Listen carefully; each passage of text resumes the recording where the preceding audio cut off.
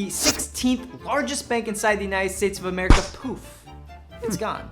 It went bankrupt. Silicon Valley Bank, the bank of venture capital, the bank of Silicon Valley elite. It seems like overnight this bank, it's gone. Now fast forward, 2 days later, Signature Bank out of New York City, poof, it's also gone. And now there is a saying, once is random, twice is a coincidence, but three times is a pattern. And unfortunately, we did get a third bank that ended up having some very major issues. Credit Suisse, just a few days ago, had to be rescued by UBS, thanks to some help from the Swiss government. And now we're looking at 3 banks in the past few weeks that are going under. And at this point, we might have to ask ourselves, is there really a banking crisis? Because now people are really talking about it seriously. And while this can be a scary time, a dark time, a very concerning time for so many of us right now, if this does end up proceeding, there is one man that is giving me a little faith. The man, the myth, the legend, the Oracle of Omaha himself, Warren Buffett. Because when I read that Warren Buffett was actually in direct talks with the Biden administration about this regional banking crisis, it made me feel better. And I thought about that quote from Mark Twain, history doesn't always repeat itself, but it often rhymes. And right now, maybe history is rhyming. And to truly understand what I'm actually talking about here, I gotta tell you 2 stories. One of the stories, honestly, I don't even think you're gonna believe, but I swear this is a true story, and it's about Warren Buffett during the financial crisis. We start our story on March 16th of 2008, and this was a very, very pivotal moment in the Great Financial Crisis. This was the day that Bear Stearns was rescued by JP Morgan, and if not for that, it would have 100% went bankrupt. Now, at this time period, things are starting to get scary. Subprime loans, housing crisis, these things are starting to make their way through the financial system. Now, Lehman Brothers has exposure to all of these things that took down Bear Stearns. Now, 12 days after Bear Stearns is rescued, Warren Buffett gets a call from Dick Fuld, the CEO of Lehman Brothers. And so Dick Fuld's basically like, hey, Warren, we want to do a deal. We need some capital. Are you open to it? So Warren's like, hey, I'll take a look at it. So he goes back, he takes a look, he opens up their financial statements, their 10K, and he comes to the conclusion, it's way too risky.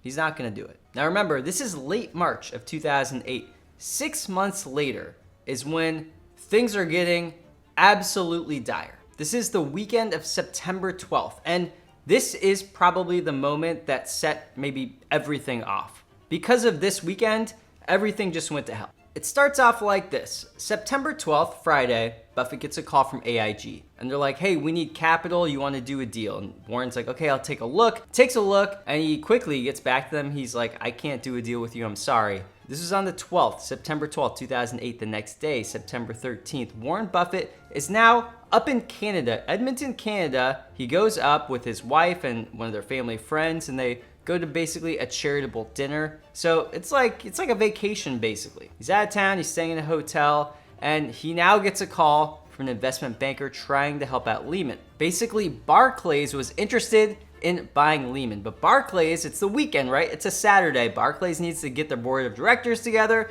and they need to vote to be able to take over Lehman. But in that time period between voting and getting the okay to basically buy Lehman's probably gonna go bankrupt, right? And so they need some capital to keep this thing going. They need someone to guarantee the securities that are in, let's say, question here with this whole financial crisis, and they want Warren Buffett to be the one to kind of do the guarantee. So Buffett says, hey, okay, fax over what you have for me and I'll take a look. Buffett goes to the charitable dinner, Saturday night. He comes back to his hotel room and he's like, I don't have a fax. He's looking around probably. He's like, hey, where's the fax? Where's the fax? There's no fax. Okay.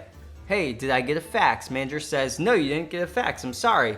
So Buffett's like, okay, well, didn't get a fax. I'll just move on with my life, I guess. This is Saturday night, 2 days later. Monday, markets open, Lehman's bankrupt. This is the visual that defines the financial crisis. People walking out of Lehman Brothers with their boxes from the things on their desk, exiting that building when Lehman goes bankrupt. But what about the fax, people? Where's the fax? I thought they were gonna send a fax over. If you think that Lehman Brothers is about to go under and you're the investment banker working on the deal, you're gonna send the fax over to try to get this thing going. But where's the fax? To answer that question, we have to actually fast forward 10 months.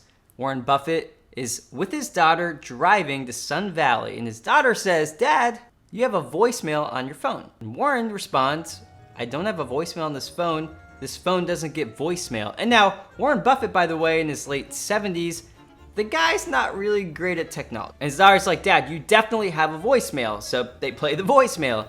And what's the voicemail?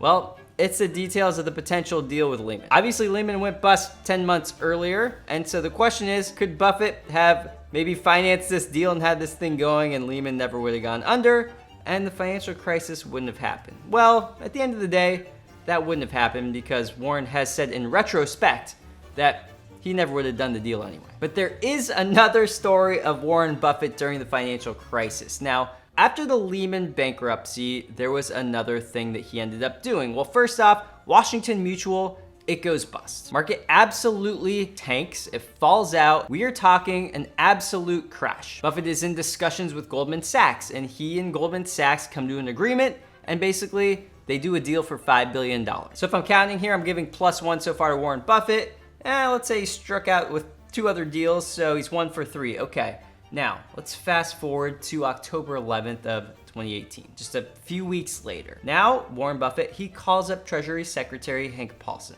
And this is our other crazy story and why I have faith in Warren Buffett.